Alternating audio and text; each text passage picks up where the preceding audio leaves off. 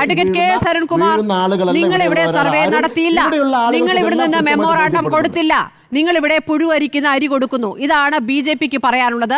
കേന്ദ്രം തരുന്ന കാര്യത്തിൽ ഇനി ആലോചന നടത്തണമെങ്കിൽ നിങ്ങൾ കൃത്യമായ മെമ്മോറാണ്ടം, താമസിക്കാനുള്ള സ്ഥലമടക്കം എടുത്തതിന്റെ കൃത്യമായ രേഖകൾ അങ്ങോട്ട് സമർപ്പിച്ചാലേ ഇനി പണം തരികയുള്ളൂ. നിലവിൽ ഉള്ള പണം എന്തുകൊണ്ട് കൊടുക്കുന്നില്ല, ഇവിടെ തന്നിരിക്കുന്ന SDR ഫണ്ട് എന്തുകൊണ്ട് ചിലവഴിക്കുന്നില്ല എന്ന ചോദ്യമാണ് BJPക്ക് ചോദിക്കാനുള്ളത്. ഈ ചൂരൽമലയിലും മുണ്ടക്കയിലും ദുരന്തം അനുഭവിക്കുന്ന ജനങ്ങളെ കൂടുതൽ ദുരന്തത്തിലേക്ക് തള്ളിവിടുന്ന പ്രഖ്യാപനമാണ് ഇപ്പോൾ BJPയുടെ നേതാവ് നടത്തിയത്. അദ്ദേഹം BJPയുടെ ഒരു ഔദ്യോഗികമായിട്ടുള്ള പ്രതീതിയാണല്ലോ ഈ വന്ന് പറയുന്നത്. പ്രളയം, ഈ ദുരന്തമുണ്ടായി 2 ദിവസം കഴിഞ്ഞപ്പോൾ ഇന്ത്യയുടെ പാർലമെന്റിൽ 10 ദിവസം മുമ്പ് റെഡ് അലർട്ട് കേരളത്തിന് നൽകിയിരുന്നു. കേരളം കൃത്യമായിട്ട് പ്രതികരിക്കാത്തത് കൊണ്ട് ആണ്, അല്ലെങ്കിൽ പരിഗണിക്കാത്തത് കൊണ്ടാണ് ദുരന്തമുണ്ടായെന്ന് ആദ്യം നുണ പറഞ്ഞു. രണ്ടാമത് പറഞ്ഞു ചൂരൽമലയിലും മുണ്ടക്കയിലും മുഴുവൻ പാറമടകളാണ്, അവിടെ മുഴുവൻ കയ്യേറ്റക്കാരാണെന്ന് കേന്ദ്രത്തിന്റെ പരിസ്ഥിതി മന്ത്രി പറഞ്ഞു. അതിനുശേഷം രാജ്യത്തെ ശാസ്ത്രജ്ഞന്മാരെ മുഴുവൻ കണ്ട് അവരോട് കേരളത്തെക്കുറിച്ച് എഴുതണം, പ്രത്യേകിച്ച് കേരളത്തിൽ ഈ ദുരന്തമുണ്ടാകാൻ കാരണം ഗവൺമെന്റിന്റെ കെടുകാര്യസ്ഥതയാണ് എന്ന് പറഞ്ഞ ആദ്യത്തെ 10 ദിവസത്തിനുള്ളിൽ 3 ഇടപെടലാണ് കേന്ദ്രം നടത്തിയത്. ദുരന്തമുണ്ടായി 10ാം ദിവസം സാക്ഷാൽ പ്രധാനമന്ത്രി എത്തി. ആ പ്രധാനമന്ത്രി ദുരന്ത മേഖലകൾ സന്ദർശിച്ചു. അതിനുശേഷം ആശുപത്രിയിൽ കിടക്കുന്നവരെ സന്ദർശിച്ചു, യോഗത്തിൽ പങ്കെടുത്തു, കൊച്ചുകുട്ടികളെ കെട്ടിപ്പിടിച്ച് റീലൊക്കെ ഇറക്കി. അന്നും ചർച്ചയുടെ ഭാഗമായി നമ്മൾ ഒരുമിച്ചിരുന്നതാണ്. വളരെ ശുഭാപ്തി വിശ്വാസത്തോടെ, ആത്മവിശ്വാസത്തോടെ ഈ കേരളത്തിന് നൽകാനുള്ള തരും എന്ന് പറഞ്ഞു തന്നെയാണ് അദ്ദേഹം പോയത്. അദ്ദേഹം പോയിട്ട് ഇന്ന് 95 ദിവസമായി. ഒരു നയാ പൈസ തന്നില്ലെന്ന് മാത്രമല്ല, കേരളത്തെ വീണ്ടും വീണ്ടും അപമാനിക്കുന്ന, പ്രത്യേകിച്ച് ഈ ദുരന്തമുഖത്ത് നിൽക്കുന്ന പട്ടിണി പാവങ്ങളെ കൂടുതൽ ദുരന്തത്തിലേക്ക് തള്ളിവിടുന്ന ഇടപെടലാണ് നടത്തിക്കൊണ്ടിരിക്കുന്നത്.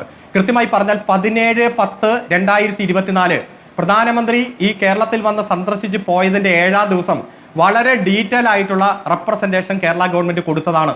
ആ റെപ്രസെന്റേഷനിൽ ഇതുവരെ വന്ന ദുരിതാശ്വാസ പ്രവർത്തനങ്ങൾക്ക് ചെലവായ തുക, എസ്റ്റിമേറ്റ്, അതുപോലെ തന്നെ ഇനി ഭാവിയിലേക്ക് വരുന്ന തുക, അത് നാടിനെ പുനർനിർമ്മിക്കാൻ ചെലവാകുന്ന തുക അടക്കം കൃത്യമായി അത് ബോധ്യപ്പെടുത്തി.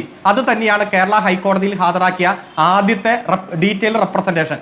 അതിനുശേഷം ഡിസാസ്റ്റർ മാനേജ്മെന്റ് ആക്ട് പ്രകാരം 90 ദിവസം ഇത്തരത്തിലുള്ള ദുരിതത്തെ അതിജീവിക്കാൻ വേണ്ടി നടത്തേണ്ട പ്രവർത്തനങ്ങളുമായി ബന്ധപ്പെട്ടുകൊണ്ടുള്ള ഡീറ്റെയിൽ ആയിട്ടുള്ള റെപ്രസെന്റേഷൻ കൊടുത്തു. അതാണ് മാധ്യമങ്ങൾ തെറ്റിദ്ധരിച്ച് എക്സ്പെൻഡിച്ചറും എസ്റ്റിമേറ്റും തമ്മിലുള്ള വ്യത്യാസം പല രൂപത്തിൽ ചിത്രീകരിക്കുന്ന സാഹചര്യം ഉണ്ടായത്. കേന്ദ്രത്തെ കബളിപ്പിച്ച് പണം വാങ്ങിച്ചു എന്ന രൂപത്തിൽ വലതുപക്ഷവും എല്ലാം ഏറ്റെടുക്കുന്ന ഒരു സാഹചര്യം ഉണ്ടായി. അത് 2ാമത്തെ റെപ്രസെന്റേഷൻ. അത്തരത്തിൽ എല്ലാ റെപ്രസെന്റേഷനും കേന്ദ്രത്തിന് കൊടുത്ത് കഴിഞ്ഞിട്ടാണ് ഈ നുണ പ്രചരിപ്പിക്കുന്നത്. ഇതിനുശേഷം കേരളത്തിൽ ഉരുൾപൊട്ടലുണ്ടായി ഒരാഴ്ച കഴിഞ്ഞപ്പോഴാണ് ത്രിപുരയിൽ വെള്ളപ്പൊക്കമുണ്ടായി, 11 പേർ മരിച്ചു. അന്ന് 40 കോടി രൂപ അന്നേ ദിവസം രാത്രി കൊടുത്തു. ഒരു രേഖയും വേണ്ട, ഒരു റെപ്രസെന്റേഷനും വേണ്ട. ഒരാഴ്ച കഴിഞ്ഞപ്പോൾ ആന്ധ്രയിലും തെലുങ്കാനയിലും വെള്ളപ്പൊക്കമുണ്ടായി, 3448 രൂപ കൊടുത്തു. ഒരു രേഖയും വേണ്ട, റെപ്രസെന്റേഷനും വേണ്ട. അതിനുശേഷം ബീഹാർ, സിക്കിം, നാഗാലാൻഡ് വെള്ളപ്പൊക്കമുണ്ടായി, 750 കോടി രൂപ, 800 കോടി രൂപ വാരിക്കോരി കൊടുത്തു. BJP ഭരിക്കുന്ന സംസ്ഥാനങ്ങൾക്ക്, താല്പര്യമുള്ള സംസ്ഥാനങ്ങളിൽ ഒരാവശ്യം വേണ്ട, റെപ്രസെന്റേഷൻ വേണ്ട, അപേക്ഷയും വേണ്ട, വാരി കൊടുക്കും. ഈ കേരളത്തിന് ഈ സംഭവം നടന്ന് 105 ദിവസമായിട്ടും ഒറ്റ പൈസ തന്നില്ലെന്ന് മാത്രമല്ല, കേരള ഹൈക്കോടതി പറഞ്ഞു എന്തെങ്കിലും കേരളത്തിന് കൊടുക്കൂ. എന്തുകൊണ്ടാണ് കേരളത്തിന്റെ അപേക്ഷ പരിഗണിക്കാത്തത്? ഒരാഴ്ചക്കുള്ളിൽ തീരുമാനമെടുക്കുമെന്ന് പറഞ്ഞു. അതിനുശേഷം അഫിഡവിറ്റ് ഫയൽ ചെയ്തു, 2 ആഴ്ച സമയം ചോദിച്ചു. ഇന്ന് കോടതിയിൽ കേസ് വന്നു, വീണ്ടും ആ കേസ് മാറ്റി. ഇങ്ങനെ കേരളത്തോട് മാത്രം ഇത്തരത്തിലുള്ള അവഗണന തുടരുന്ന സാഹചര്യത്തിലും നുണ പ്രചരിപ്പിച്ചുകൊണ്ട് BJPയുടെ പ്രതിനിധികൾ ഈ കേരളത്തിലെ സാധാരണക്കാരെ, പട്ടിണി പാവങ്ങളെ വെല്ലുവിളിക്കുന്ന സാഹചര്യമാണ്. ഒരു അടിയന്തര സഹായം തരാൻ എന്തിനാണ് മിസ്റ്റർ അവിടെ എവിടെയാണ് വീട് നിർമ്മിക്കുന്നത്, എവിടെയാണ് സ്ഥലം എന്ന് കാണിക്കാൻ? അടിയന്തരം പോയിട്ട് അടിയന്തരമില്ലാത്ത സഹായമില്ല, ഒരു സഹായവുമില്ല. നയാ പൈസ ഈ കേരളത്തോട് തന്നില്ല. ഹെലികോപ്റ്റർ വന്ന സാധാരണക്കാരായ സ്ത്രീകളെ, ഗർഭിണികളായ സ്ത്രീകളെ എയർലിഫ്റ്റിംഗ് നടത്തിയതിന് 2018 215 കോടി രൂപ ഈ കേരളത്തിൽ നിന്ന് ഈടാക്കിയവരാണ് നിങ്ങൾ. നമുക്ക് അരി പ്രളയകാലത്ത് എക്സ്ട്രാ തന്നതിന് 125 കോടി രൂപ ഈടാക്കിയവരാണ് നിങ്ങൾ. ആ പൈസ തന്നില്ലെങ്കിൽ പിന്നീടുള്ള മാസങ്ങളിൽ അരി നിഷേധിക്കുമെന്ന് പറഞ്ഞവരാണ് നിങ്ങൾ.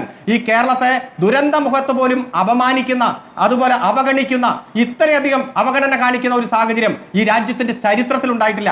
അത്തരത്തിലുള്ള അവഗണന തുടരുമ്പോൾ 3 ആവശ്യമാണ് നമ്മൾ മുന്നോട്ട് വെച്ചത്. 1, ഇതൊരു ദേശീയ ദുരന്തം എന്ന രൂപത്തിൽ L3 കാറ്റഗറിയിൽ പ്രഖ്യാപിക്കണം. 2, ഇതിലെ പട്ടിണി പാവങ്ങളുടെ ബാങ്ക് ലോണുകൾ അത് എഴുതി തള്ളണം, അതിന് കേന്ദ്രം അതിനു വേണ്ടിയിട്ടുള്ള നിർദ്ദേശം കൊടുക്കണം. 3, ഒരു അടിയന്തര സഹായം തന്നെ. ഇന്നലെ നൽകിയ കത്ത്, കേന്ദ്ര മന്ത്രി നൽകിയ കത്തിൽ ഈ 3 ആവശ്യത്തെക്കുറിച്ചും ഒരക്ഷരം പോലും ഉരിയാടിയിട്ടില്ല.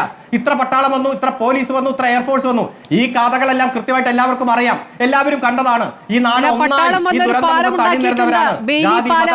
അതിന്റെ വാടക ചോദിക്കുമെന്ന് ഇനി പറയാൻ പറ്റില്ല. അഡ്വക്കേറ്റ് കെ എസ് അരുൺകുമാർ ചിലപ്പോൾ വന്നേക്കാം.